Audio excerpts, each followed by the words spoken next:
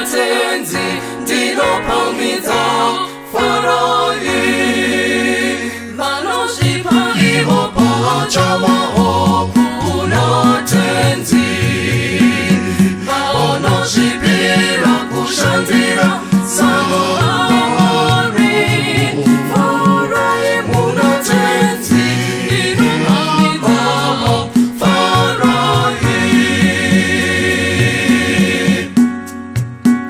vanosvipa ivopo chavahopu na tenzi vanosvipira kushandira Samuari Farai muna tenzi ndinopamidza Farai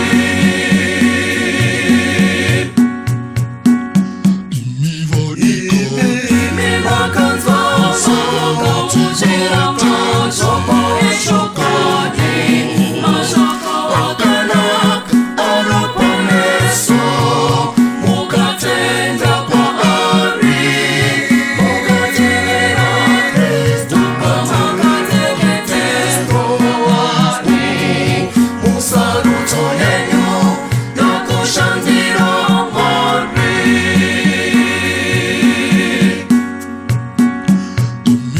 imi vakanzwa sokuchera mashoko eshokoni mashoko akanaka anoponeso mukatenda kwaari mukatevera Kristu pamakateketeswani musarudzo yenyu yokushandira Mwari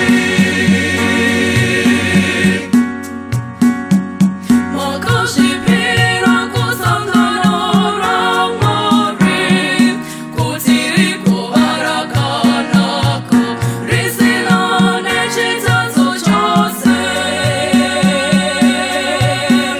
Shandai mumunda maMwari mubayiro wenyu uriko sokuvimbisa kwaKristu.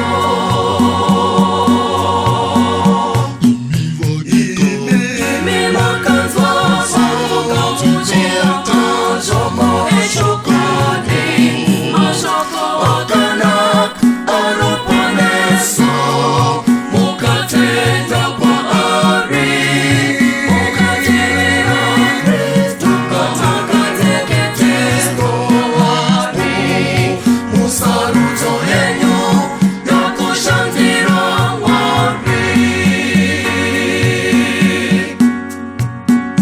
Shingoirira ikupedza basa sezvamakashinga pakutangwa kwaro, iro basa ramakadisa, basa ramakadaidzirwa.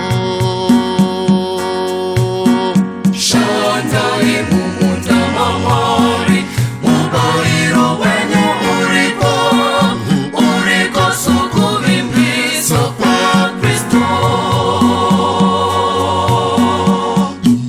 imi vakanzwa sokuchera mashoko eshokoni mashoko akanaka anoponeso mukatenda kwaari mukatevera Kristu pamakateketeswani musarudzo yenyu yokushandira Mwari.